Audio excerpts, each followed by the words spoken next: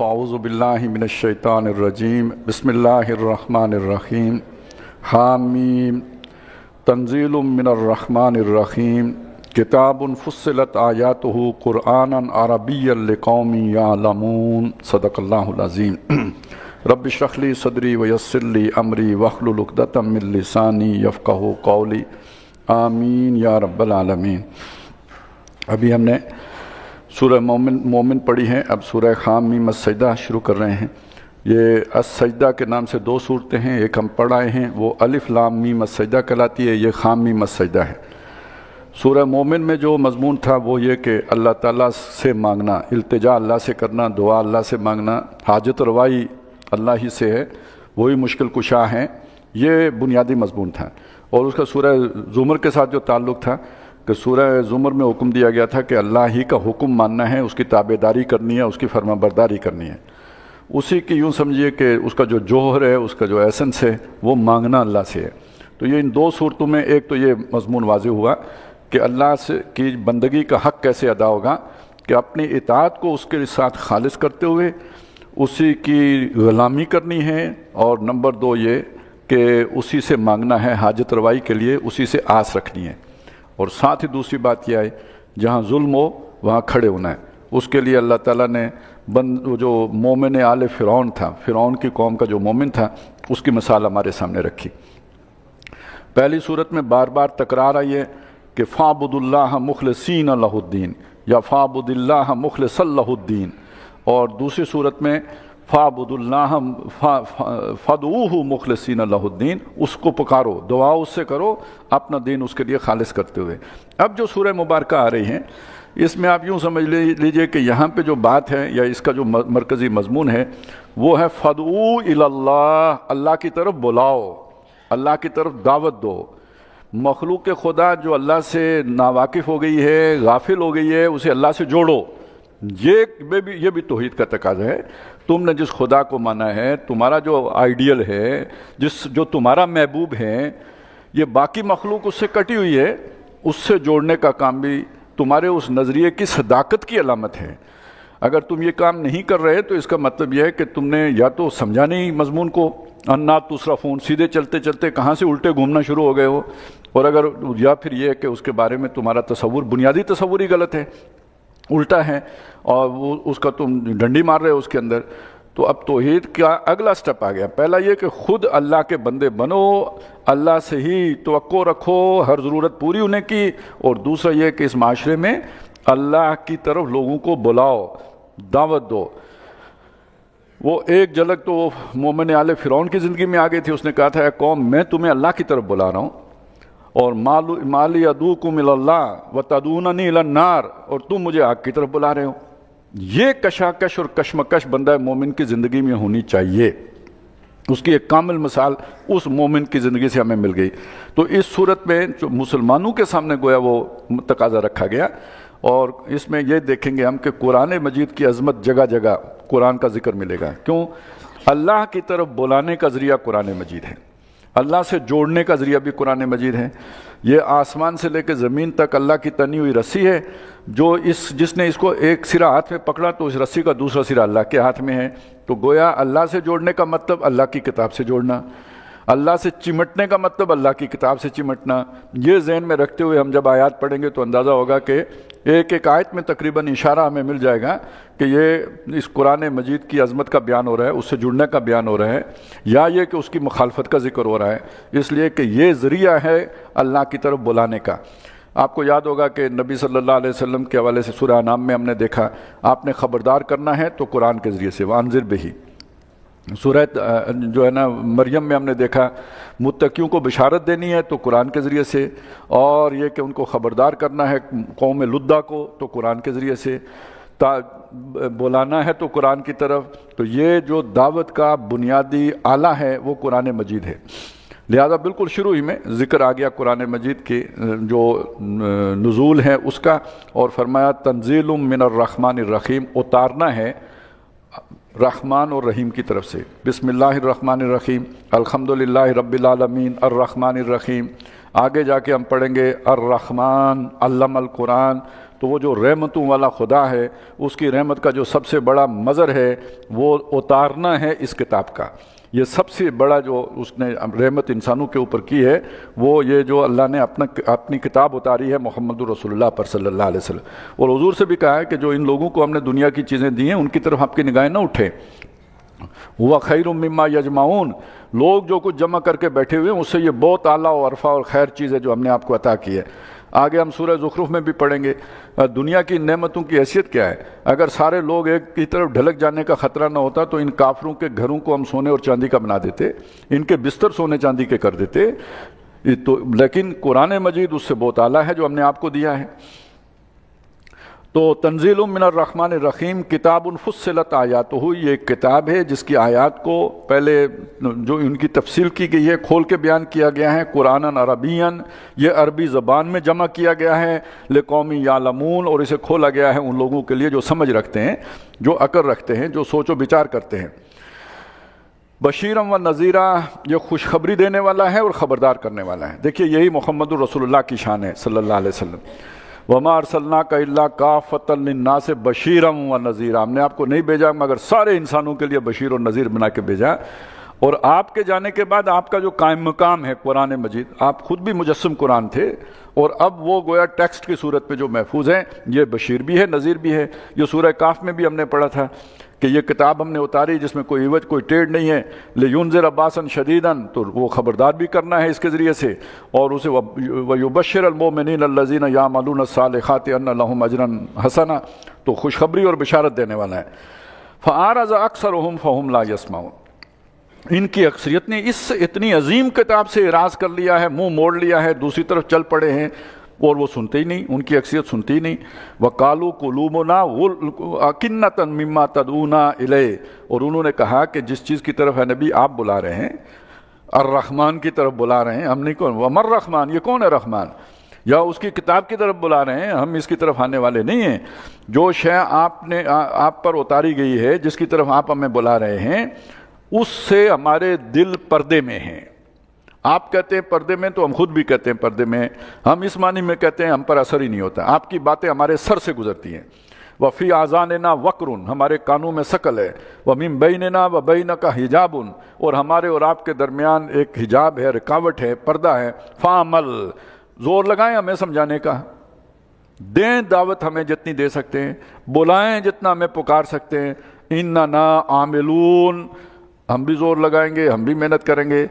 اب یہ دو محنتیں آ گئیں جو ہے وہ موجود، عوام ہیں ان تک بات پہنچانی ہے، ہم پہنچا رہے ہیں اللہ کی بات، اور وہ اس کے مقابلے میں کاؤنٹر نریٹیو پیش کر رہے ہیں۔ پچھلی صورت کا مضمون میں لے کے آئے، وَحَمَّتْ كُلُّ أُمَّةٍ بِرَسُولِهَا، ہر امت نے اپنے رسول پر جو ہے نا وہ حملہ کیا، لِيَأْخُذُوهُ، تاکہ وہ اسے پکڑ لیں۔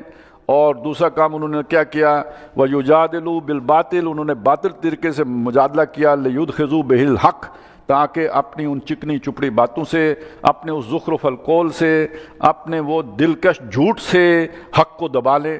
تو وہ حق کو دبانے کی کوشش کر رہے ہیں اور ہم حق کو پھیلانے کی کوشش، آپ بھی زور لگاؤ ہم بھی زور لگاتے ہیں، یہ اب مقابلہ ہے۔ یہ وہ جہاد ہے جو سورہ فرقان میں ہم نے پڑھا تھا، حضور سے کہا گیا وَجَاهِدْهُمْ بِهِ جِهَادًا كَبِيرًا، تو وہ اپنا جہاد کر رہے ہیں، آپ اپنا جہاد کریں۔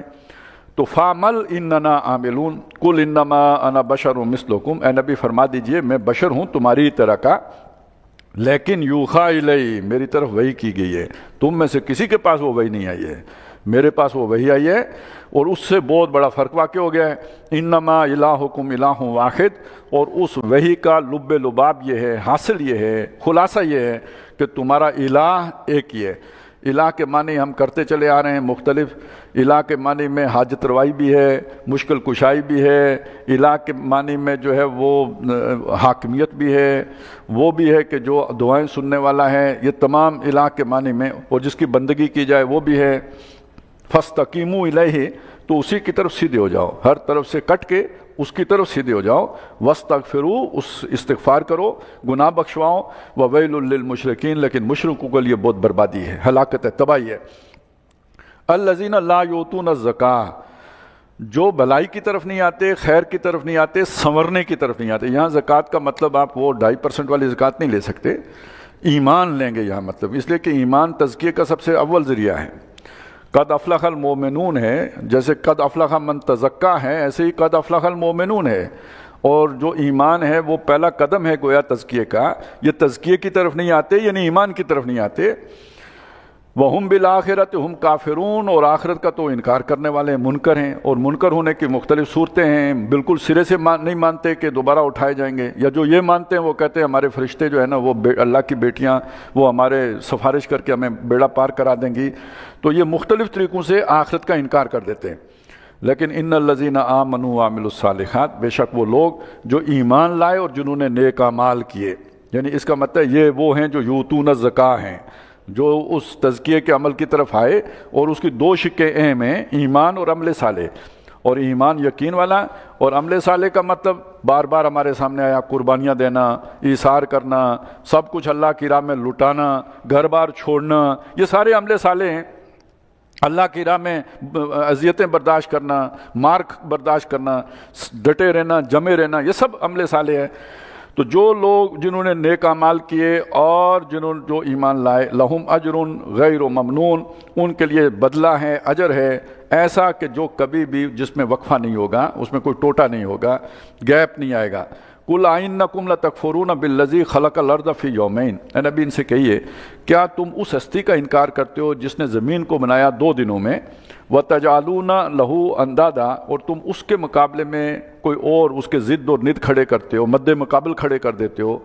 وہ جو پھر مضمون جو ہم نے سورہ بقرہ میں پڑھا تھا، پھر ان سے محبت کرتے ہو جیسے اللہ سے محبت کرنی چاہیے، یُحِبُّونَهُمْ كَحُبِّ اللَّهِ، تو یہ تم نے اس کے مقابلے بنا لی ہے۔ انہوں نے کیا بنایا جبکہ اس نے زمین بنائی 2 دنوں میں؟ ذالک رب العالمین، وہ ساری مخلوق کا رب ہے۔ وجعل فیہا رواسیا، 2 دنوں میں اس کی ابتدائی شکل بنا کے اس میں مزید اضافہ کیا۔ وہ کیا کہ اس میں اس نے بھاری پہاڑ رکھ دیے، میخوں کے طور پر، لنگر کے طور پر، جو اس کے توازن کو برقرار رکھے ہوئے ہیں۔ من فوقیا، اوپر سے ڈال دیے۔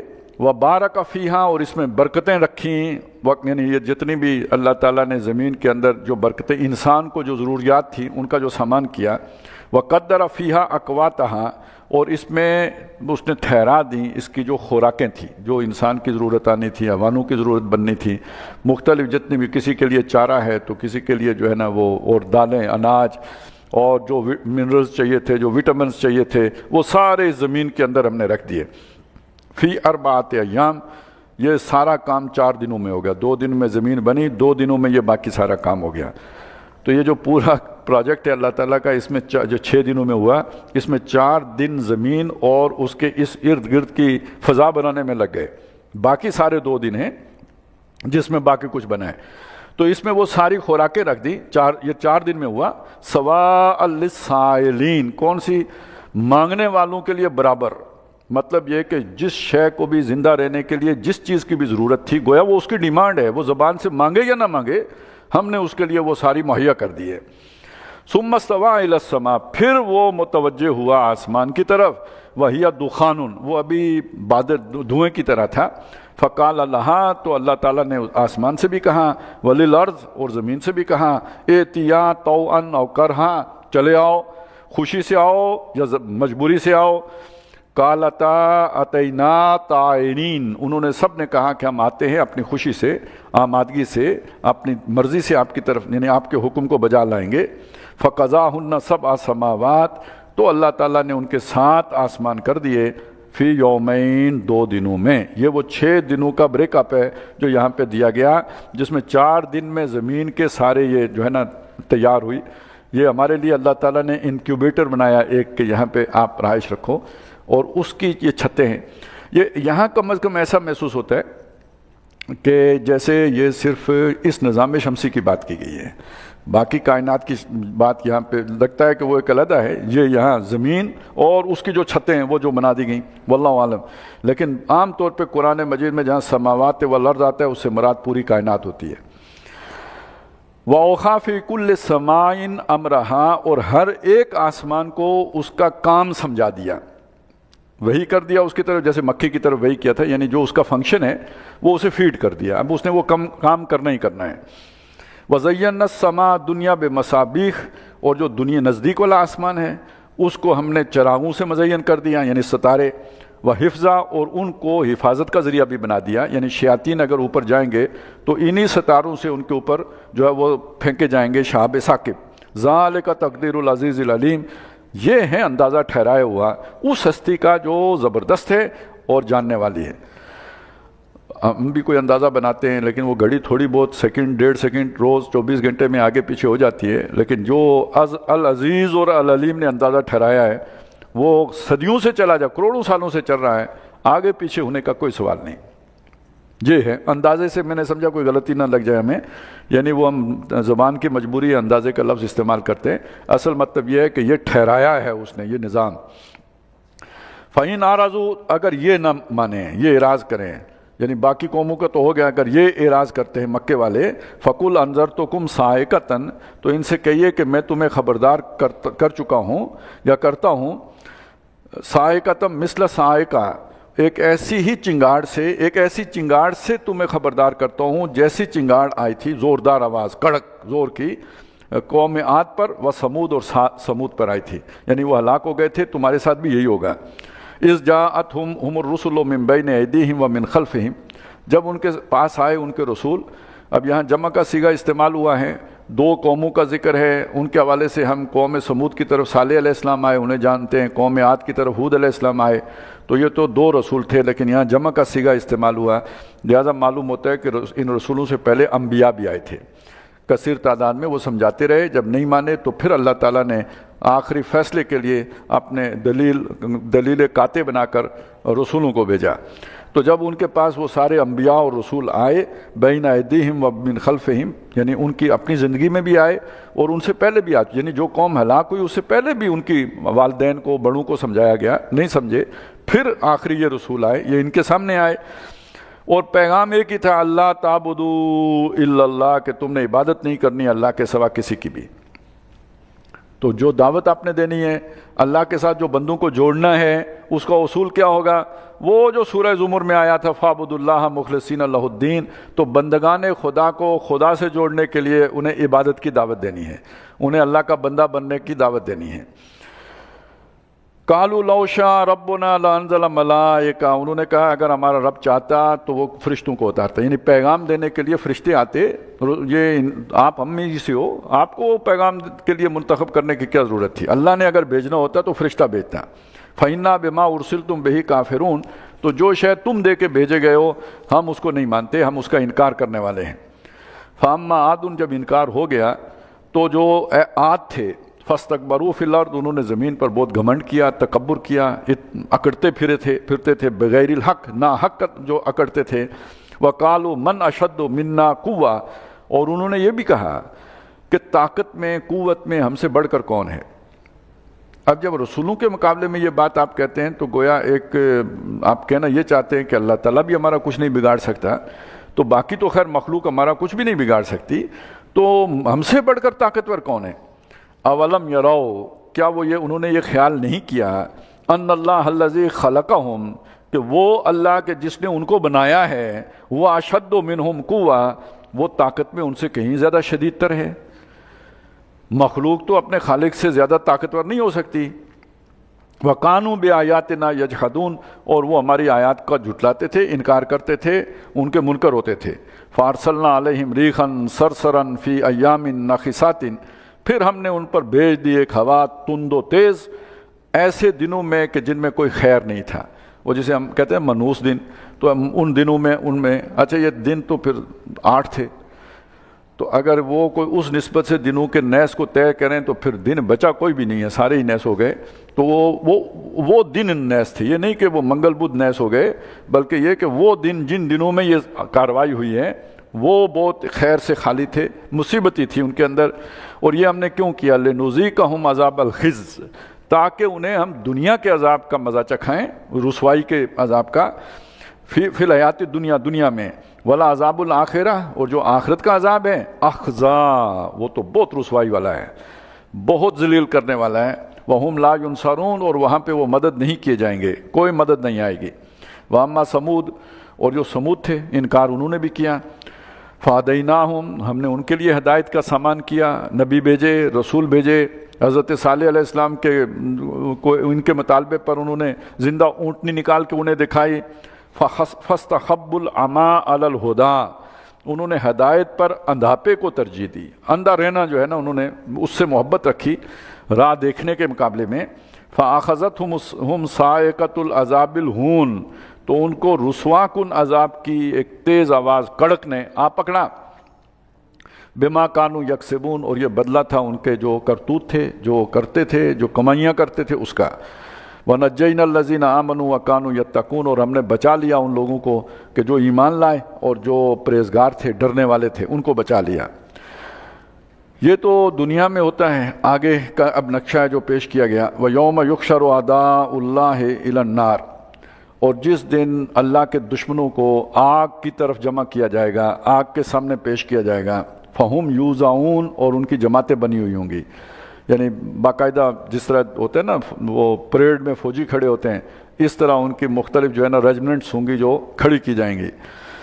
حتیٰ اذا ما جاؤہا، یہاں تک کہ جب وہ وہاں پہ پہنچیں گے دوزخ کے سامنے، شاہد علیہم، یا اللہ کے سامنے، شاہد علیہم سمعہم وابصارہم وجلودہم، تو گواہی دیں گی ان کے خلاف، ان کے سماعت بھی، کان بھی گواہی دیں گے، آنکھیں بھی گواہی دیں گی، اور ان کی جلدیں بھی گواہی دیں گی، بما کانوا یعملون، جو وہ کرتے تھے۔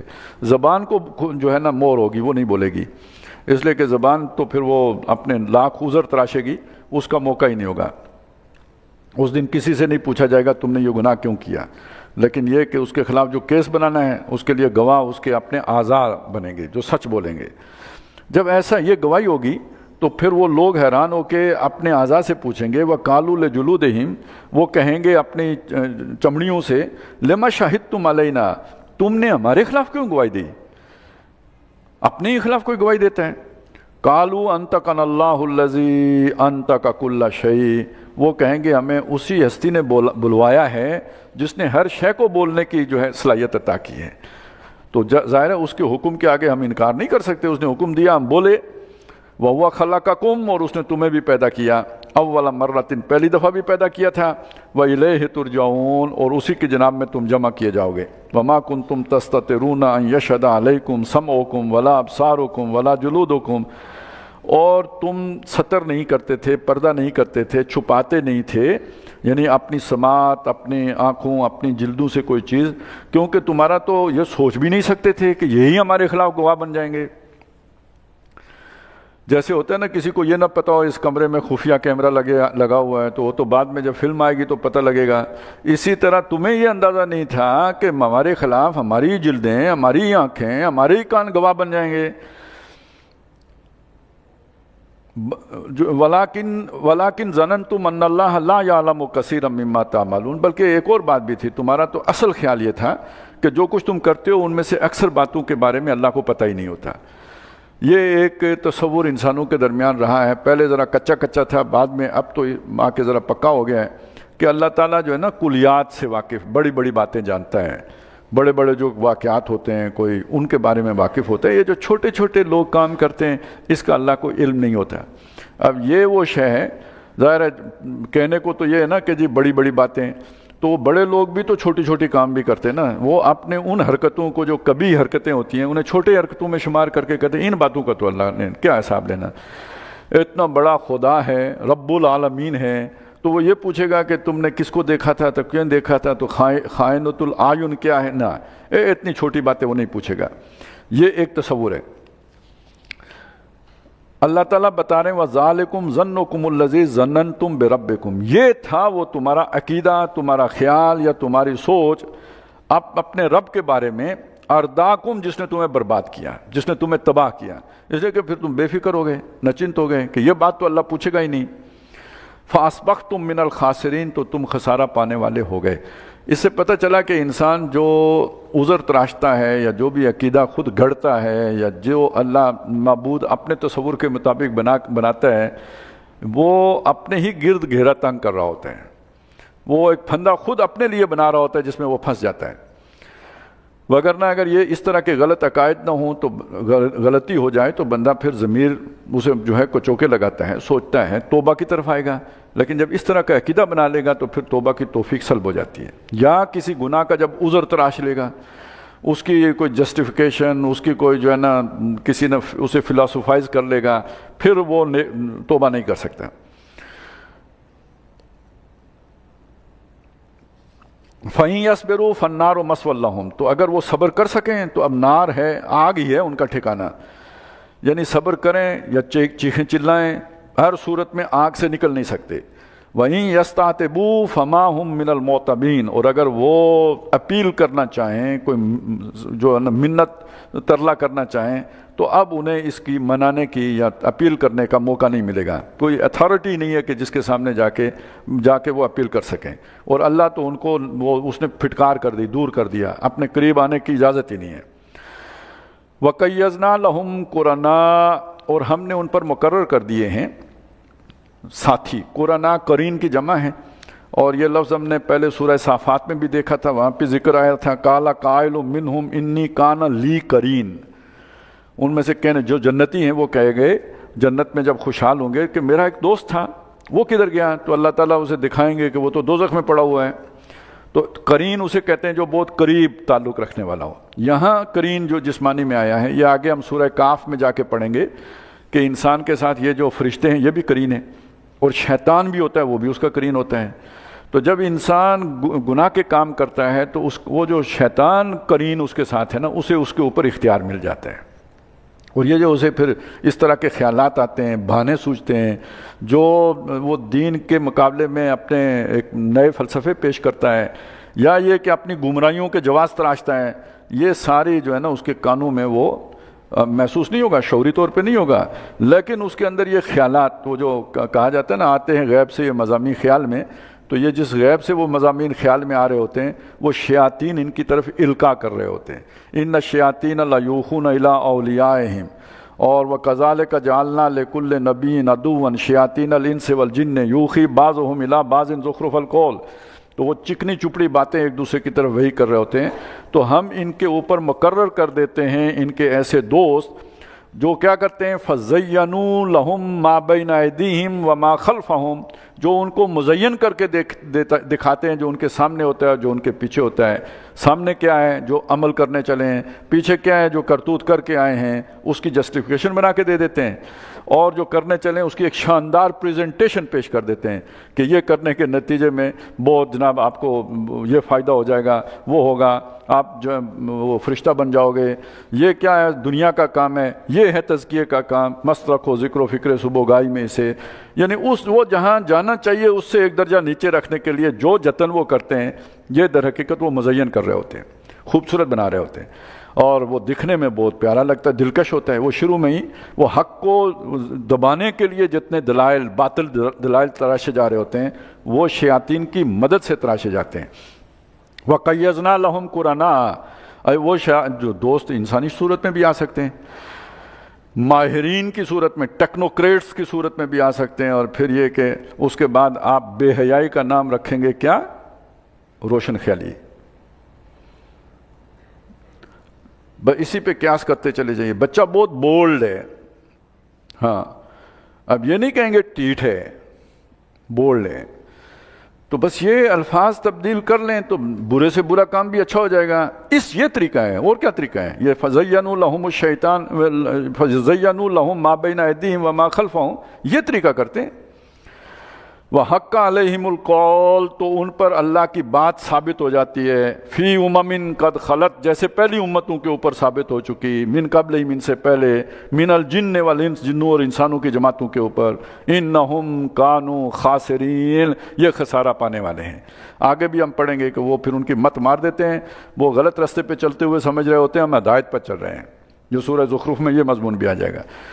وَمَنْ يَعْشُ عَنْ ذِكْرِ الرَّحْمَنِ نُقَيِّضْ لَهُ شَيْطَانًا فَهُوَ لَهُ قَرِينٌ، جو رحمان کے اس ذکر سے اعراض کرتا ہے، قرآن سے دور ہوتا ہے، اس کے اوپر ہم شیطان مقرر کر دیتے ہیں جو اس کا ساتھی بن جاتا ہے، دوست بن جاتے ہیں۔ وَإِنَّهُمْ لَيَصُدُّونَهُمْ عَنِ السَّبِيلِ، اور وہ شیاطین انہیں سیدھی راہ سے بھٹکاتے ہیں، وَهُمْ يَحْسَبُونَ أَنَّهُمْ مُهْتَدُونَ، وہ سمجھ رہے ہوتے ہیں کہ ہم ہدایت پہ چل رہے ہیں۔ وَقَالَ الَّذِينَ كَفَرُوا، اور کہا ان لوگوں نے جنہوں نے کفر کیا، لَا تَسْمَعُوا لِهَذَا الْقُرْآنِ، یہ قرآن نہ سننا، وَالْغَوْا فِيهِ، اور اس میں خوب شور شرابہ کرو، ہوٹنگ کرو، اور تاکہ لوگوں کے کان میں بھی نہ پڑے۔ اچھا یہ شور شرابہ، ہم اس کا ایک لفظ ترجمہ کریے، ظاہر ہے جو الفاظ ہیں ان کا یہی ترجمہ کرنا پڑے گا۔ مسئلہ یہ ہے کہ وہ پورے جتنے بھی منصوبہ بناتے ہیں لوگوں کو قرآن مجید سے دور کرنے کے لیے، وہ سارا اس کے ذیل میں آئے گا۔ وہ جو نضر بن حارث جو لونڈیاں لے کے آیا تھا اور لوگوں کو قصے کہانیاں سناتا تھا، تو ظاہر ہے وہ بھی کوئی موسیقی کا شور تو ہوتا ہوگا نا، وہاں پہ کوئی گانے گائے جاتے ہوں گے، کوئی جو ہے نا وہ گلوکاری کی مطلب ظاہر ہے گلے کے فن کا مظاہرہ کیا جاتا ہوگا، کوئی جسم کے فن کا مظاہرہ بھی ہوتا ہوگا، جسم کی شاعری ہے تو دوسری شاعری بھی ہے، تو وہ بھی اٹریکٹیو چیز ہے۔ بندہ واہ واہ کرتا ہے، دیکھتا ہے تماشا، تالیاں پیٹتا ہے اور پوری سارا وقت اس میں گزار دیتا ہے۔ لیکن بچانا کس سے چاہتے تھے؟ وہ مشغول ادھر کر کے تاکہ قرآن نہ سن لیں، کہیں قرآن کا اثر نہ ہو جائے ان کے اوپر۔ وَقَالَ الَّذِينَ كَفَرُوا، اب آج کے دور میں اس میں میچ شامل کیجئے، مست رکھو میچو شچو میں سے۔ لا تسمعوا لهذا القرآن، یہ قرآن نہیں سننا، وَالْغَوْا فِيهِ، اس میں شور شرابہ کرنا ہے، لَعَلَّكُمْ تَغْلِبُونَ، تاکہ تم غالب رہو۔ اس کا مطلب یہ ہے کہ اصل جھگڑا قرآن سے ہے۔ یہ اگر لوگوں کے پاس چلا گیا تو تم جو ہے نا پھر وہ ان کا نقطہ نظر بدل جائے گا، سوچ بدل جائے گی، وہ جو سے تم انہیں چاہتے ہو کہ کام کریں پھر اس سے ہٹ جائیں گے۔ یہ بات جو ہے نا آپ سوچیں آج کے زمانے میں بھی، یہ آج سے 20-25 سال پہلے کی بات ہے نا، جب وہ رینڈ کارپوریشن کی ایک بڑی مشہور و معروف رپورٹ آئی تھی کہ مسلمانوں کی 4 کیٹیگریز بیان کی گئی تھی، یہ فنڈامنٹلسٹ ہیں، یہ ٹریڈیشنلسٹ ہیں، یہ ماڈرنسٹ ہیں، تو اور یہ سیکولر اور لوگ ہیں۔ تو یہ جو کیا گیا تھا، بعد میں ایک موقع پہ احمد میر نے یہ بات کہی کہ اب یہ مسئلہ نہیں ہے، اس نے کالم لکھا تھا اور یہ کسی یونیورسٹی میں امریکہ میں وہ کوئی پریزنٹیشن تھی، وہاں پہ یہ بات ہوئی تھی کہ اصل بات یہ ہے کہ جو مسلمان خاص سیکولر ہو، مسلمان خواہ ماڈرنسٹ ہو، اگر وہ یہ مانتا ہو کہ قرآن اللہ کی طرف سے اتری ہوئی کتاب ہے تو وہ پوٹینشلی فنڈامنٹلسٹ ہے۔ اب آپ سمجھیں وہ کیا کہہ رہے ہیں، وہ سمجھتا ہے کہ جس کو ہم فنڈامنٹلزم کہتے ہیں قرآن وہی سکھاتا ہے، اور اگر کوئی مسلمان ماڈرنسٹ ہے یا سیکولرسٹ ہے تو وہ اس وجہ سے ہے کہ اس نے قرآن نہیں پڑھا۔ لیکن اگر اس کا یہ یقین ہے کہ قرآن اللہ کی طرف سے اترا ہے تو کل جب وہ قرآن پڑھے گا تو وہ فنڈامنٹلسٹ ہی بنے گا۔ تو اب سب کی ضرورت بن گئی نا کہ بھئی قرآن نہ پڑھیں۔ اب نہ پڑھنے کے لیے جو بھی ہیلے بہانے استعمال کریں، وہ فلم انڈسٹری کو ترقی دیں یا سپورٹس انڈسٹری کو ترقی دیں، یا یہ کہ کوئی نیا بیانیہ لے کے آئیں، یا اسلام کا کوئی نیا ماڈل لے کے آئیں، یا صوفی اسلام کو جو ہے نا پھیلانے کے لیے فنڈنگ کریں، جو کچھ بھی کریں، اصل میں تاکہ لوگ قرآن کی طرف نہ جائیں، یا خود قرآن پڑھانا شروع کر دیں تاکہ اس کی وہ تعبیر بتائیں جو ہماری مرضی کے مطابق ہو، تعبیر کی غلطی نکال کے بتائیں۔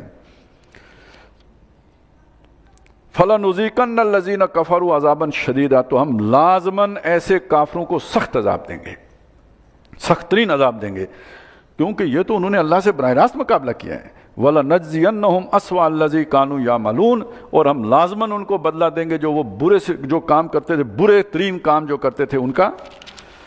ذَلِكَ جَزَاءُ أَعْدَاءِ اللَّهِ النَّارِ، اللہ کے ایسے دشمنوں کا بدلہ آ گئے، لَهُمْ فِيهَا دَارُ الْخُلْدِ، وہاں وہ ہمیشہ ہمیش رہیں گے، جَزَاءً بِمَا كَانُوا بِآيَاتِنَا يَجْحَدُونَ، اور یہ بدلہ ہوگا جو ہماری آیات کو انکار کیا کرتے تھے اور ان کے منکر ہوتے تھے۔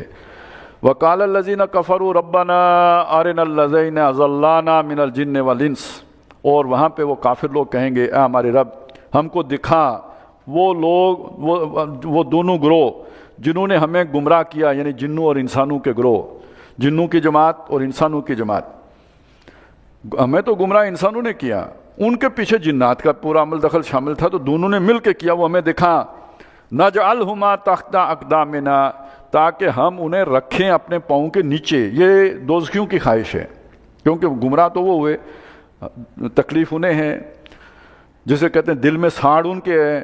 جو ان کی گمراہی سے بچ کے جنت چلے گئے انہیں تو کوئی ساڑ نہیں ہے نا، وہ تو اللہ نے، وہ تو شکر کر رہے ہیں اللہ تو نے بچا لیا، وہ قرین میرے ساتھ نہیں تھا تو نہیں تو مجھے بھی دوزخ میں لے جاتا۔ جن کو لے گئے ہیں وہ اب چاہتے ہیں کہ ہمارے پاؤں کے نیچے ہم انہیں رگڑیں ذرا، لِيَكُونَا مِنَ الْأَسْفَلِينَ، تاکہ یہ ہو جائیں سب سے نیچے، بدبخت، یہ خوب ان کو جو ہے نا دوزخ کے بھی تہہ میں ڈالیں۔ ان الذین قالوا ربنا اللہ ثم استقاموا، اس کے برعکس وہ لوگ کہ جنہوں نے کہا ہمارا رب اللہ ہے۔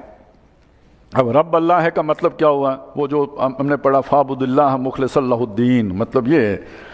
اور یہ کہ جنہوں نے اس طرح اس کو اپنا رب، آقا، مالک، خالق اور وہی زندہ رکھنے والا، وہی مارنے والا، الحی القیوم مانا، ثم استقاموا، پھر اس پر ڈٹ گئے، اپنی اس اطاعت کے اندر کسی اور کی، اللہ کی اطاعت کے اندر کسی اور کی اطاعت شامل نہیں کی، کسی اور سے مشکل کشائی کی امید نہیں رکھی، کسی اور کے خوف کا بھی شکار نہیں ہوئے، کسی سے ڈرے بھی نہیں، اللہ کی بندگی کے معاملے میں کوئی دریغ نہیں کی، کوئی شے قربان کرنے سے پیچھے نہیں ہٹے۔ یہ استقامت میں سارا کچھ آئے گا یا نہیں؟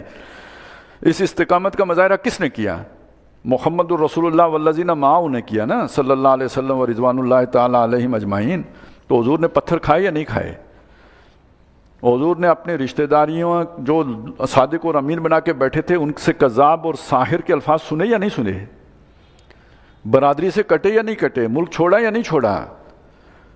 اور آپ کے ساتھی دیکھتے انگاروں پہ لیٹے یا نہیں لیٹے؟ ریت کے اوپر گھسیٹے گئے یا نہیں؟ بلکہ یہ کہ سنگلاک جو گلیاں تھیں پتھروں کی بنی ہوئی ان کے اوپر گھسیٹے گئے یا نہیں گھسیٹے گئے؟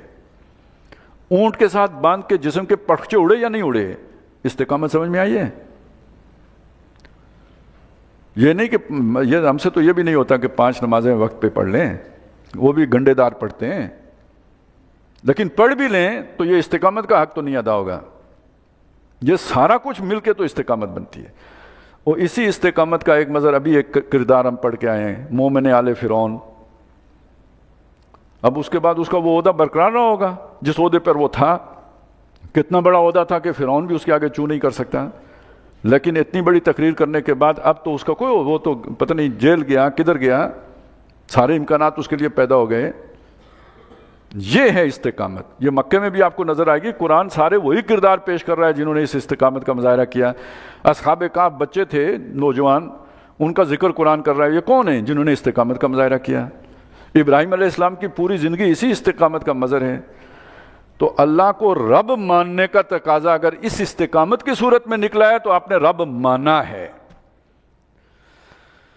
تو چونکہ یہ بہت مشکل کام ہے، لہٰذا وہ بہت ہمیں اچھا لگتا ہے جس میں رب کی کوئی نئی تعبیر کی گئی ہو، اس والی تشریح کو جو قرآن کر رہا ہے اسے غلطی بیان کیا گیا ہو کہ نہیں رب کے اتنے سخت مطالبے تو نہیں ہے، بس اس کی پوجا پاٹ کرو تو رب راضی اور جنت آپ کی پکی۔ لیکن رب کی ڈیمانڈ بہرحال یہ ہے، آپ ساری قرآن کے نے جتنے کردار بیان کیے ان کی روشنی میں دیکھ لیں۔ ان الذین قالوا ربنا اللہ، جنہوں نے کہا ہمارا رب اللہ ہے، اور اپنے اس قول کی پھر لاج رکھی استقامت کی صورت میں، اب اللہ کی طرف سے انہیں کیا ملا؟ تتنزل علیہم الملائکہ، ان پر فرشتے اترتے ہیں۔ اللہ تخافوا ولا تحزنوا، اس پیغام کے ساتھ یہ لوگوں کی جو مخالفت ہوگی، آپ نے رب اللہ کو بنایا، لوگوں کی مخالفت ہوگی، اس پر نہ حزن محسوس کرو نہ خوف محسوس کرو، یہ تمہارا کچھ نہیں بگاڑ سکتے، اور جو یہ باتیں کر رہے ہیں اس پہ غمگین نہ ہو۔ وَأَبْشِرُوا بِالْجَنَّةِ، اور جنت کی بشارت حاصل کرو، الَّتِي كُنْتُمْ تُوعَدُونَ، جس کا تم سے وعدہ کیا جاتا تھا۔ یہ یعنی اس بات پہ تو اتفاق ہے کہ موت کے وقت یہ فرشتے مرنے سے پہلے بندے کے پاس آ کے، ایسے بندے کے پاس آ کے اسے یہ امن کا، سکون کا پیغام دے دیتے ہیں کہ تمہارے لیے آگے کوئی تکلیف نہیں ہے، گزری ہوئی زندگی کا کوئی غم نہیں، تم نے صحیح گزاری ہے، اور آنے والے مراحل کا کوئی خوف نہیں، تم تھرو جاؤ گے سیدھے آگے، کوئی تمہارے لیے مسئلہ نہیں۔ کتنی بڑی بشارت ہے جو مل گئی، کتنی بڑی پریشانی ہے جس کو کوئی بشارت نہ ملے کہ آگے کیا ہونا ہے۔ تو اس پہ تو اتفاق ہے، یہ تو ہوتا ہی ہوتا ہے، لیکن ایک بات اور بھی مزید بھی ہے، وہ یہ کہ دوران حیات دنیاوی بھی فرشتوں کا نزول ہوتا ہے۔ ہاں، اس کا ہمیں پتہ نہیں لگے گا۔ ابھی ہم نے جنات کا ذکر سنا تھا نا، تو جنات وسوسہ ڈالتے ہیں، پتہ لگتا ہے، ہم سمجھتے ہیں ہمارا خیال ہے، میرے ذہن میں بات آ گئی، ہو سکتا ہے وہ بات کسی شیطان نے ڈالی ہو۔ اسی طرح اللہ تعالیٰ فرشتوں کے ذریعے سے ہمارے ذہن میں ڈالتا ہے کھڑے رہنا ہے، استقامت کا مظاہرہ کرنا ہے، پیچھے نہیں ہٹنا ہے۔ تو یہ دلاسا کس نے دیا؟ فرشتوں نے دیا۔ ہمیں نہیں پتہ لگے گا، لیکن فرشتے گویا ساتھ ہیں۔ تو یہ جو نیکی کے رستے میں اتنی بڑی استقامت کا مظاہرہ، خاص طور پہ جو لوگ جان دے دیتے ہیں، یہ تھپکی نہ ہو، کوئی سہارا نہ ہو، یہ موقف انسان خود سے کیسے بنا سکتا ہے؟ کیونکہ کسی بھی جاندار پر جب موت آتی ہے تو وہ فرار اختیار کرتا ہے، یہ اس کا یعنی یوں سمجھے آٹومیٹک سسٹم ہے، چالو ہو جاتا ہے۔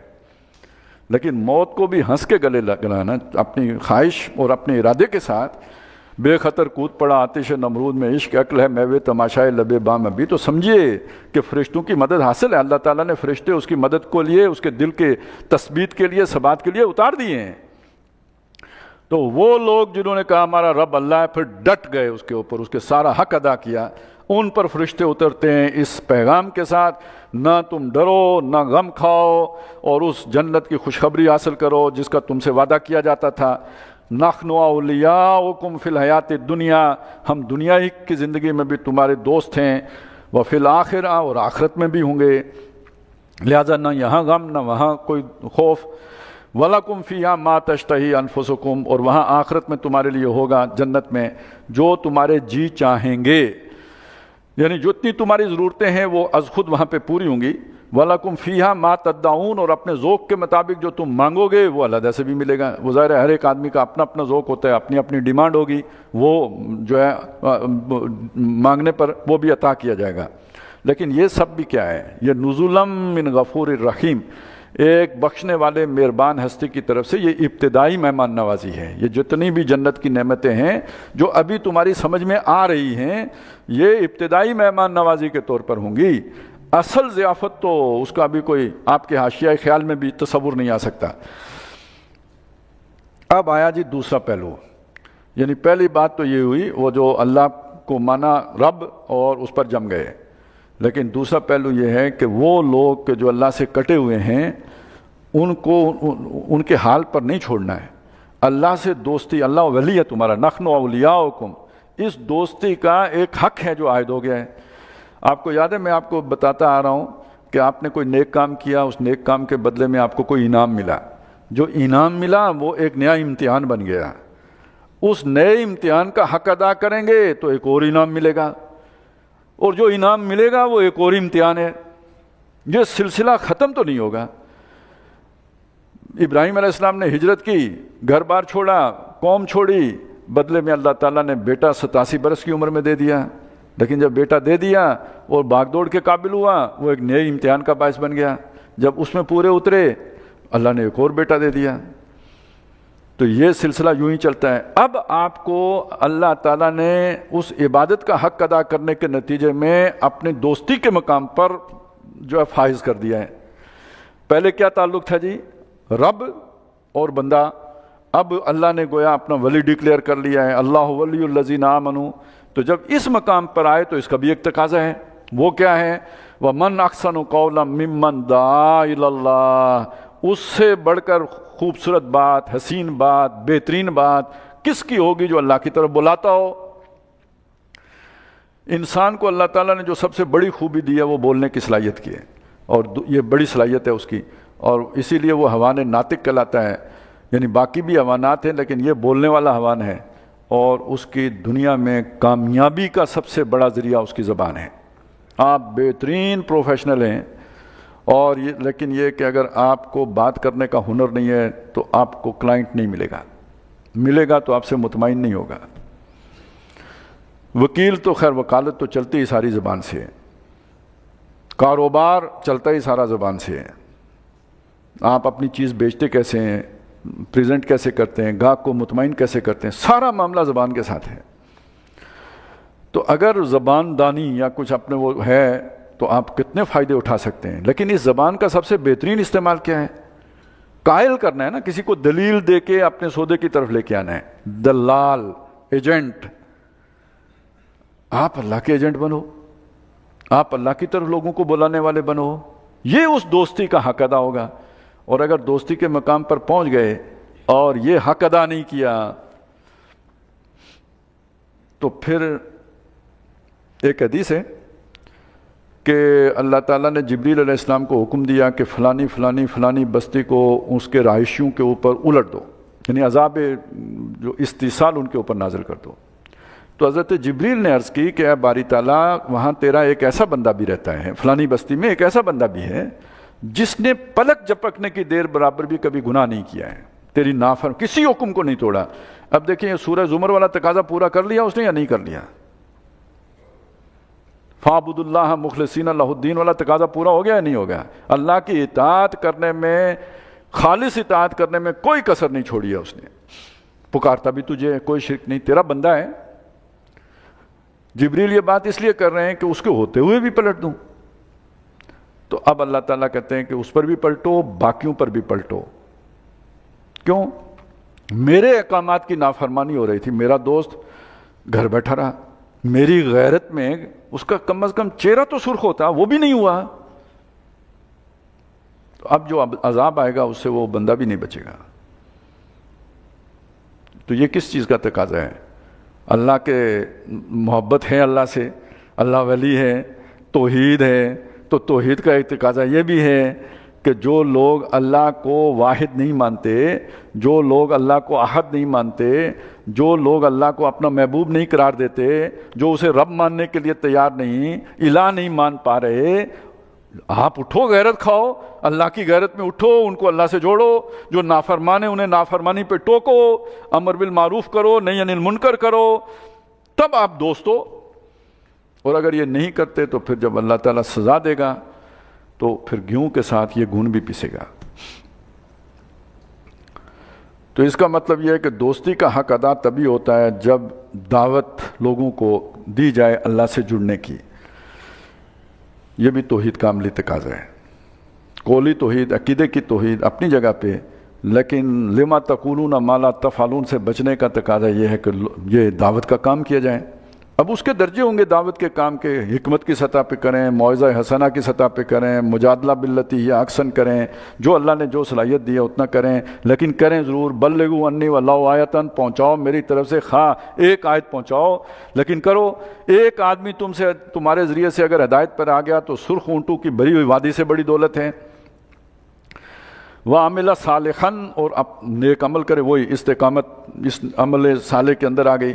وَقَالَ إِنَّنِي مِنَ الْمُسْلِمِينَ. یہ سب کر کے بھی کوئی تکبر، کوئی گھمنڈ، اپنے آپ کو کوئی بڑا سمجھنا، کوئی اپنے لیے کوئی وی آئی پی ٹریٹمنٹ کا کوئی جو ہے نا خواہش مند ہونا، نہیں، میں عام مسلمان ہوں. اصل میں یہ جو ہم مختلف طریقے کر لیتے ہیں نا، کوئی خاص طرح کی ٹوپی بنا لی، کوئی اپنا علیحدہ تشخص بنا لیا، کوئی پتہ لگے کہ یار یہ ذرا کوئی اونچی چیز ہے، یہ اپنے آپ کو مسلمانوں سے اونچا بنانے کی کوشش نہیں کرنی چاہیے، اسی صف میں رکھنا چاہیے. یہ اللہ کو پسند ہے. اور اس کا ایک معنی یہ بھی ہے کہ اور کوئی فرما برداری کرے نہ کرے، میں تو فرما بردار ہوں. وَلَا تَسْتَوِي الْحَسَنَةُ وَلَا السَّيِّئَةُ. اب جب یہ کام کرے گا تو لوگ برداشت نہیں کریں گے، مخالفت کریں گے، گالی گلوچ کریں گے، پتھر ماریں گے، ہو سکتا ہے جان کے در پہ ہو جائیں.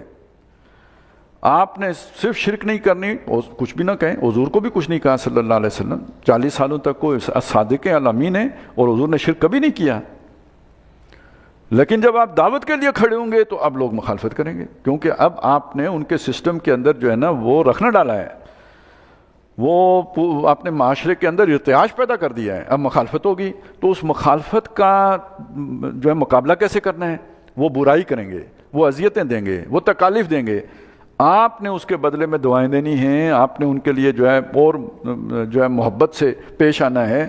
تو گویا اس برائی کو اچھائی سے دور کرنا ہے. ادفع باللتی ہی احسن، اپنا دفاع کرنا ہے اس طرح جو بہت بہترین طریقہ ہو.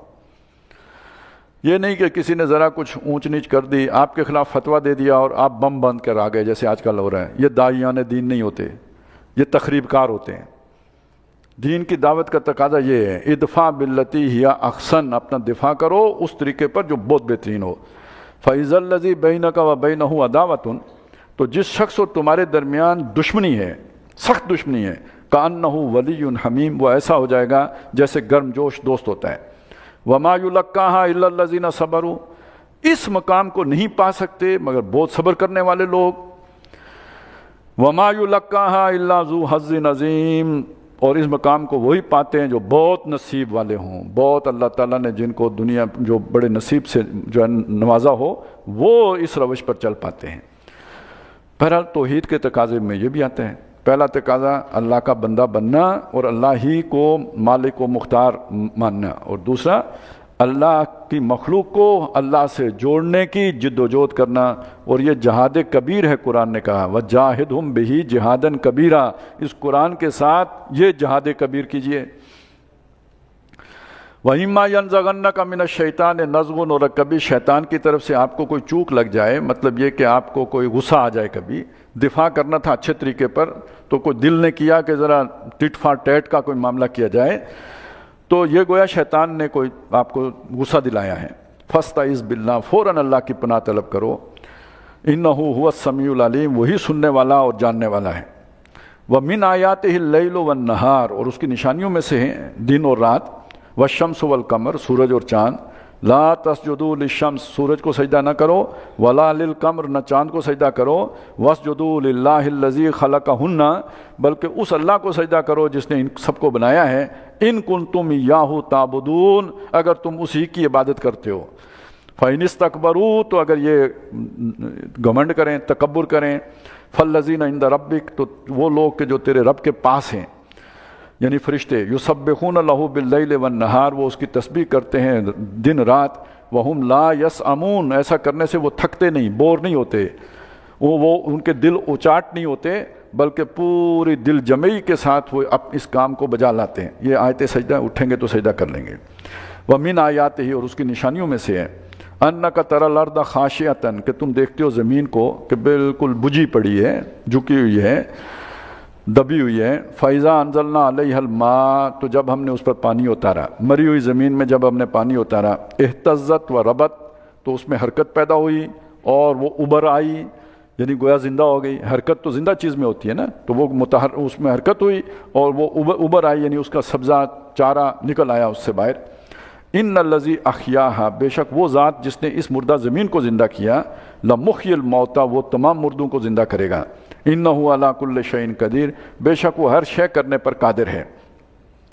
ان الذین یلحدون فی آیاتنا، بے شک وہ لوگ کہ جو ہماری آیات میں ٹیڑھ تلاش کرتے ہیں، الحاد کرتے ہیں، ان کو غلط معنی دیتے ہیں، مین میخ نکالتے ہیں، یا ان کو ہرانے، یعنی ان کے مفہوم کو غلط بنانے کی کوشش کرتے ہیں یا ثابت کرنے کی کوشش کرتے ہیں، لا یخفون علینا، وہ ہم سے چھپے ہوئے نہیں ہیں، آپ ان سے پریشان نہ ہو، ان کے بیانیوں سے بھی نہ پریشان ہو، وہ ہم سے کہیں پوشیدہ نہیں ہیں۔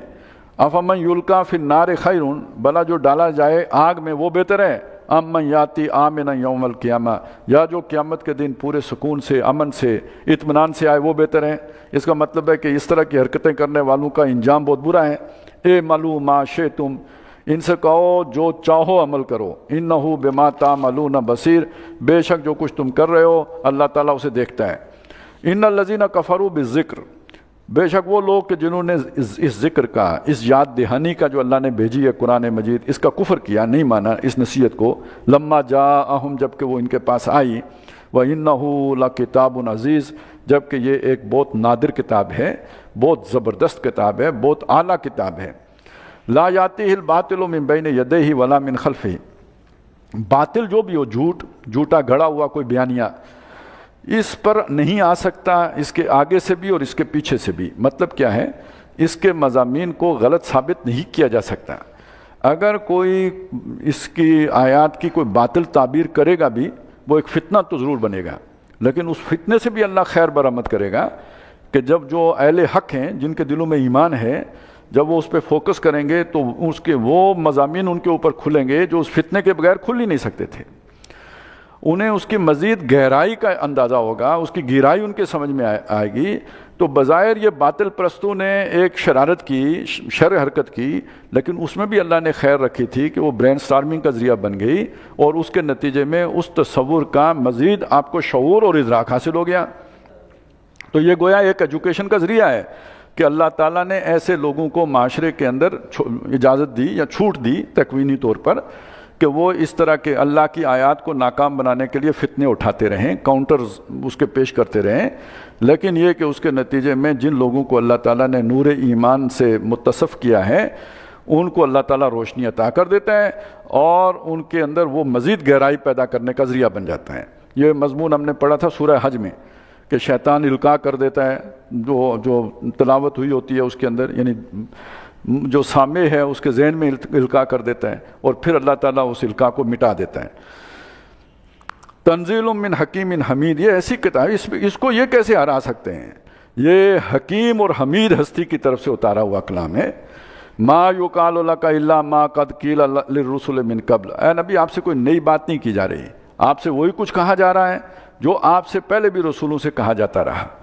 یعنی آپ کو اگر یہ کہا کہ انہوں نے کہ یہ شاعر ہیں یا ایسے کہا کہ یہ جھوٹ بول رہے ہیں، تو یہ نوح علیہ السلام کو بھی سننا پڑا، یہ ہود علیہ السلام کو بھی، سب رسولوں کو سننا پڑا۔ ان ربک لذو مغفرۃ وذو عقاب علیم، بے شک تیرا رب بہت بخشنے والا بھی ہے، درگزر کرنے والا، ڈھیل دینے والا بھی ہے، تحمل والا بھی ہے، اور بہت دردناک عذاب دینے والا ہے، تکلیف دہ عذاب دینے والا بھی ہے۔ وَلَوْ جَعَلْنَاهُ قُرْآنًا أَعْجَمِيًّا، اگر ہم نے اس قرآن مجید کو کسی دوسری زبان میں، اجنبی زبان میں اتارا ہوتا، لَقَالُوا لَوْلَا فُصِّلَتْ آیَاتُهُ، تو یہ کہتے کہ اس کی آیات کو کھولا کیوں نہیں گیا، ظاہر ہے یہ فارسی زبان میں ہے یا انگریزی میں ہے، ہمیں تو سمجھ ہی نہیں آتی، ہماری زبان تو عربی ہے، تو لولا فصلت آیاتہ، اعجمی عربی، کلام اجمی اور ہم عربی، یہ کیا بات ہے جو یہاں پہ کی گئی، کہ وہ یہ کہتے ہیں کہ کوئی معجزانہ بات کیوں نہیں ہوئی۔ ایک بات وہ یہ کہتے تھے کہ چلیں عربی قرآن ہوتا لیکن کسی اجمی پہ اترا ہوتا، پھر کوئی سمجھ آتی، وہ یعنی آ کے عجمی میں بولتا، کوئی فارسی بولنے والا آ کے عربی میں کلام پیش کرتا تو ہمیں لگتا کہ اللہ کا کلام ہی ہو سکتا ہے، اسے تو عربی آتی نہیں۔ یا دوسری بات یہ کہ آپ کسی اوپری زبان میں جو ہے وہ کلام پیش کریں۔ وہ ہمارے یہاں گاؤں میں نا کہ وہ جن نہیں آ جاتے عورتوں وغیرہ پہ بعض اوقات، تو یہ پتہ کرنا کہ یہ واقعی جن ہے یا مستی کر رہی ہے، تو اسے پوچھا جاتا تھا کہ بھائی کوئی انگریزی میں کچھ 2-4 جملے بولو تاکہ پتہ لگے تم واقعی جن ہو۔ تو اسی طرح کا گویا مطالبہ ان کی طرف سے بھی آتا تھا، آپ اللہ کی طرف سے اترے ہو تو یہ کلام جو آپ عربی میں پیش کر رہے ہو کسی اور زبان میں پیش کر کے دکھاؤ۔ اس کا جواب دیا کہ بھائی ہم تمہیں سمجھانا چاہتے ہیں، تو اجمی زبان میں اتاریں تو تمہیں کیسے سمجھ آئے گی؟ پھر تو تمہارا اعتراض ویلڈ ہو جائے گا کہ ہم عربی لوگ ہیں اور اللہ نے کلام ہمیں جو ہے بھیج دیا فارسی میں۔ قُلْ هُوَ لِلَّذِينَ آمَنُوا هُدًى وَشِفَاءً، فرما دیجئے کہ جو لوگ ایمان لائے ہیں ان کے لیے یہ ہدایت بھی ہے اور ان کے جو دل ہیں اس کے تزکیے کا ذریعہ بھی ہے۔ قرآن مجید سے ان کے جو روحانی امراض ہیں ان کا علاج بھی ہوتا ہے، اثر کرتا ہے یہ۔ وَالَّذِينَ لَا يُؤْمِنُونَ فِي آذَانِهِمْ وَقْرٌ، اور جو لوگ ایمان نہیں لاتے، یہ ہم نے سورہ بنی اسرائیل میں پڑھا تھا، خاص طور پہ جن کو آخرت کے محاسبے کا خوف نہیں ہے۔ وَإِذَا قَرَأْتَ الْقُرْآنَ جَعَلْنَا بَيْنَكَ وَبَيْنَ الَّذِينَ لَا يُؤْمِنُونَ بِالْآخِرَةِ حِجَابًا مَسْتُورًا، جو آخرت پر ایمان نہیں رکھتے وہ سیریس ہی نہیں ہوتے قرآن سننے کے لیے، لہذا ان کے کانوں میں بوجھ ہے۔ وَهُوَ عَلَيْهِمْ عَمَىٰ، اور یہ قرآن ان کے اوپر جو ہے انہیں اندھا کرنے کا باعث ہے، اندھاپا ہے۔ یہ کیا کیفیت ہے؟ یہ ایک ایسی کیفیت ہے کہ آپ اندھیرے میں بیٹھے ہوں، آپ کو کچھ نظر نہیں آ رہا، اچانک وہاں پہ بہت تیز روشنی آئے تو پھر بھی آپ کو کچھ نظر نہیں آئے گا۔ تو یہ قرآن کی جو حق کی کڑک ہے اور گرج ہے، یہ اتنی تیز شعاعیں ہیں اس کی کہ یہ اندھے ہو گئے ہیں۔ وہ علامہ اقبال کا ایک بڑا ثقیل سا شعر ہے کہ مکتب و ملا و اسرار کتاب، کور مادر زاد و نور آفتاب۔ یہ آپ کو کتے کے بچے کا پتہ ہے نا، پلا جسے کہتے ہیں، وہ اس کی آنکھیں نہیں کھلتی، روشنی میں نہیں کھول سکتا، وہ ذرا بڑا ہوتا ہے تو آنکھیں کھلتی ہیں۔ تو اقبال کہتے ہیں کہ یہ جو عام ہمارا جو مکتبے میں اور یہ جو مدرس میں جو کتابیں پڑھائی جاتی ہیں، یہ ایسا خول چڑھ جاتا ہے بندے کے اوپر کہ جیسے وہ نیا پیدا ہوا پلا ہوتا ہے، اسے کچھ نظر نہیں آتا سورج کی روشنی میں، ایسے ہی یہ قرآن کے جو اصل مضامین ہیں وہ ان کے اوپر اندھاپے کا باعث بن جاتے ہیں۔ وَهُوَ عَلَيْهِمْ عَمَىٰ، وہ ان کے حق میں جو ہے وہ یعنی ایک ایسا چکا چوند روشنی ہے جو ان کی آنکھیں اچک لیتی ہے، بصارت اچک لیتی ہے۔ اولئک ینادون من مکان بعید، وہ پکارے جاتے ہیں کسی دور کی جگہ سے، دور سے جب کوئی بلاتا ہے آواز آتی ہے کہ کوئی بلا رہا ہے، کیا کہہ رہا ہے سمجھ نہیں آتی۔ وہ پرانے جو ٹیلی فون ہوتے تھے کہ وہ کہتے ہیں وہ جو ہے نا آواز نہیں آ رہی، پھر سے بولو پھر سے بولو، یا آج بھی نیٹ ورکنگ کا پرابلم ہو جائے تو یہ اصل میں انہیں آواز آ رہی ہے کہ کوئی بات کر رہا ہے، سمجھ نہیں آتی۔ وَلَقَدْ آتَيْنَا مُوسَى الْكِتَابَ، اور موسیٰ کو ہم نے کتاب دی، فَاخْتَلَفَ فِيهِ، تو انہوں نے بھی یعنی موسیٰ علیہ السلام کے ماننے والے بھی اس میں اختلاف میں پڑ گئے۔ وَلَوْلَا كَلِمَةٌ سَبَقَتْ مِن رَبِّكَ، اور اگر تیرے رب کے طرف سے ایک بات پہلے سے طے نہ ہوتی، لَقُضِيَ بَيْنَهُمْ، تو ان کے درمیان معاملہ چکتا ہو گیا ہوتا۔ وَإِنَّهُمْ لَفِي شَكٍّ مِّنْهُ مُرِيبٍ، اور وہ جو موسیٰ علیہ السلام کے پیروکار ہیں وہ اس کے بارے میں ایک ایسے شک میں پڑے ہوئے ہیں جو انہیں چین نہیں لینے دیتا۔ انہیں اطمینان نہیں ہوتا ان مضامین کے اوپر۔ یہ بات یہاں پہ کیوں کہی؟ ہم اب تمہیں کتاب دے رہے ہیں، تم وہ کام نہ کرنا جو موسیٰ علیہ السلام کے ساتھیوں نے کیا۔ لیکن آج آپ دیکھیں ہم کہاں پہ کھڑے ہیں کہ قرآن کی تعبیر کو ہم سمجھتے ہیں کہ نہیں، چونکہ ہماری 1400 سالہ روایت کی تعبیر کے خلاف ہے، اس لیے شاید قرآن کی تعبیر ٹھیک نہیں ہوگی، وہ جو ہمارے بزرگوں نے تعبیر کی ہوئی ہے وہ ٹھیک ہوگی۔ تو اس سے بڑا شک اور قرآن کے بارے میں کیا ہے جو بندہ کوئی ظاہر کرے؟ من عمل صالحا، جو نیک عمل کرے گا فلنفسہ، اپنے بھلے کو کرے گا، ومن اساء فعلیہا، جو برائی کرے گا اس کا وبال اس پر پڑے گا، وما ربک بظلام للعبید، اور تیرا رب اپنے بندوں کے لیے ظلم کرنے والا نہیں ہے۔ یہ اپنی کرتوتیں ہیں جو کام آئیں گی، یہ کہنے کو بڑے خوشنما بیانیے ہیں لیکن یہ گلے پڑیں گے، اور کہنے کو خوشنما تعبیریں ہیں، مارکۃ الاراق تعبیریں ہیں، لیکن یہی جو ہے وہ وبال بنیں گی۔ الیہ یرد علم الساعہ، قیامت کا علم اسی کی طرف لوٹایا جاتا ہے، یعنی یہ کہ اس کا آخری جو ہے نا علم اللہ کے پاس ہے، کسی کو نہیں معلوم قیامت کب آئے گی، فیصلہ اس نے کرنا ہے اور جانتا بھی وہی ہے۔ وما تخرج من ثمرات من اکمامہا، اور پھلوں میں سے کوئی بھی اپنے جو اس کا خول ہے اس سے نہیں نکلتا، اپنے غلاف سے برآمد نہیں ہوتا، مگر یہ کہ اللہ تعالیٰ جانتا ہوتا ہے، اسے پتہ ہے۔ وما تحمل من انثی ولا تضع، اور نہ کوئی مادہ حاملہ ہوتی ہے اور نہ وہ بچہ جنتی ہے، الا بعلمہ، مگر سب اللہ کے علم میں ہوتا ہے۔ یہ اب پتہ ہے کیا بات سمجھائی جا رہی ہے؟ جو تم یہ سمجھتے تھے کہ اللہ تعالیٰ صرف بڑی بڑی باتیں ہی جانتا ہے، چھوٹی چھوٹی باتیں نہیں جانتا، اس کی نفی ہو رہی ہے۔ کوئی پتہ جنبش نہیں کرتا، کوئی، بلکہ سورہ انعام میں ہم نے پڑھا تھا کوئی پتہ گرتا نہیں ہے، کوئی خشک شے نہیں ہے، کوئی گیلی جو ہری چیز نہیں ہے، مگر سب اللہ کے علم میں ہے۔ اسی بات کو یہاں پہ کہا، کوئی مادہ حاملہ نہیں ہوتی، وہ اسے وضع حمل نہیں ہوتا، کوئی کسی درخت کے اوپر کوئی پھل اپنے غلاف سے نہیں نکلتا، مگر سب اللہ کے علم میں ہے۔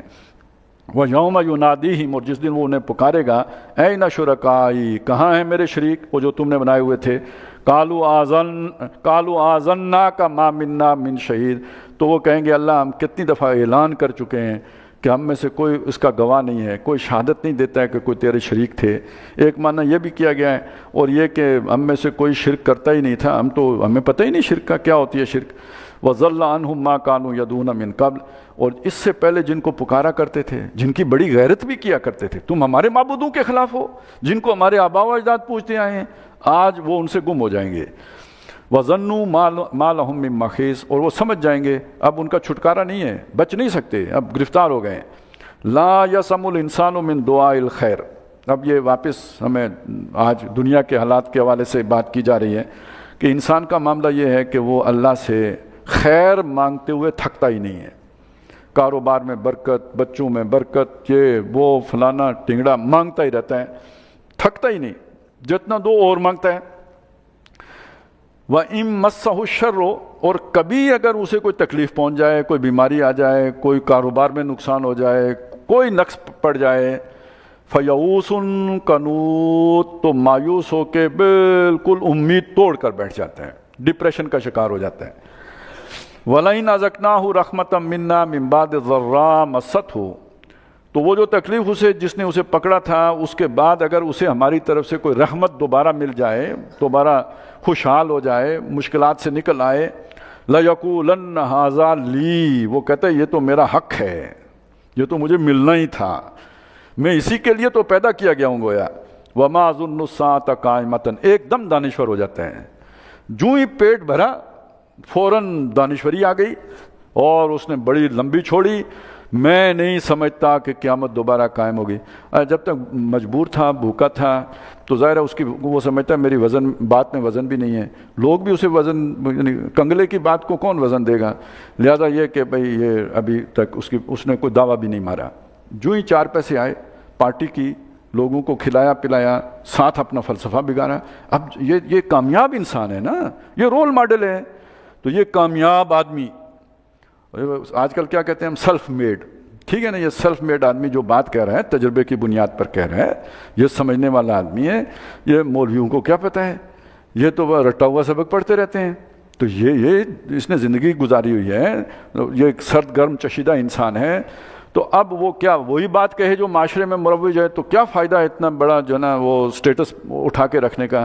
لہذا اس نے بھی علامہ اقبال بننا ہے، کوئی نئی بات کہنی ہے تو وہ نئی بات یہی ہو سکتی ہے۔ دیکھیں جی یہ باتیں معاشرے میں ہوتی رہتی ہیں، لوگ کرتے رہتے ہیں، یہ مذہب انسانوں نے خود بنایا ہے، اپنی ضرورتوں کے لیے بنا لیا ہے۔ میں نہیں سمجھتا کوئی قیامت ویامت ہوگی، لیکن دانشوری یہاں رکنی تو نہیں چاہیے، نہ تکا آگے بھی چلنا چاہیے۔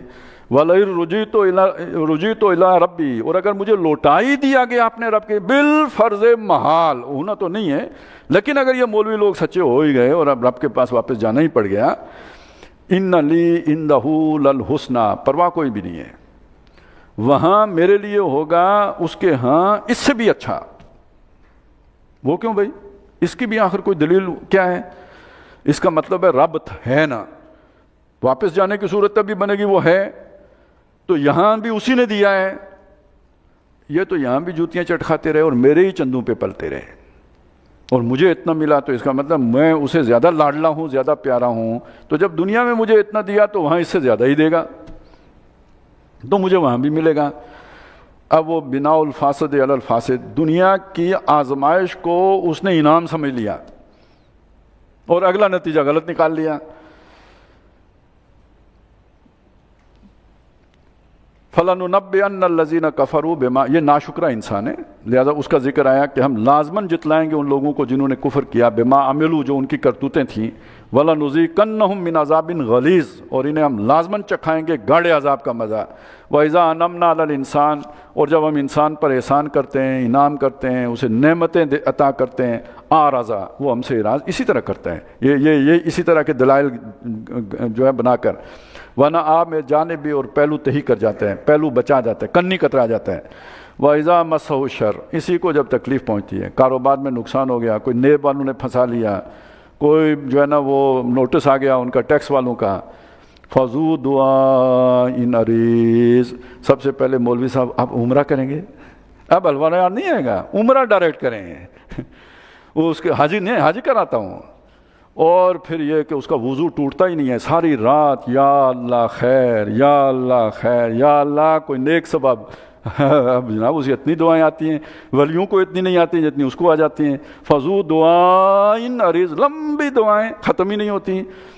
قل ارائیتم ان کان من عند اللہ، اے نبی ان سے کہو کہ تم سوچو اگر یہ قرآن اللہ کی طرف سے ہے، یہ ایک سمجھانے کا انداز ہے، ذرا ذہن آمادہ ہو، اتنا تو سوچو یار، اگر یہ سچ مچ اللہ کی طرف سے ہے، ثم کفرتم بہ، پھر بھی تم کفر کر کے بیٹھ گئے ہیں، من اضل ممن ہوا فی شقاق بعید، اس سے زیادہ گمراہ کون ہوگا جو اتنی دور کی ضد میں پڑا ہوا ہو، اتنی شدید ضد میں مبتلا ہو۔ سنریہم آیاتنا فی الآفاق، ہم انہیں دکھائیں گے اپنی نشانیاں، فی الآفاق کائنات کے اندر، وفی انفسہم، ان کی اپنی جانوں کے اندر۔ جتنا جتنا انسان کا علم آگے بڑھتا جائے گا، یہ نشانیاں اتنی اس کے اوپر آشکارا ہوتی چلی جائیں گی، حتیٰ یتبین لہم، یہاں تک کہ یہ بات ان پر واضح ہو جائے گی، دو ٹوک انداز میں ان کے سامنے آ جائے گی، انہ الحق، یہ قرآن سچ ہے، یہ حقیقت ہے۔ اولم یکفی بربک انہ علی کل شیء شہید، کیا تیرے رب کے لیے یہ بات کافی نہیں کہ وہ خود ہر شے کے اوپر گواہ ہے؟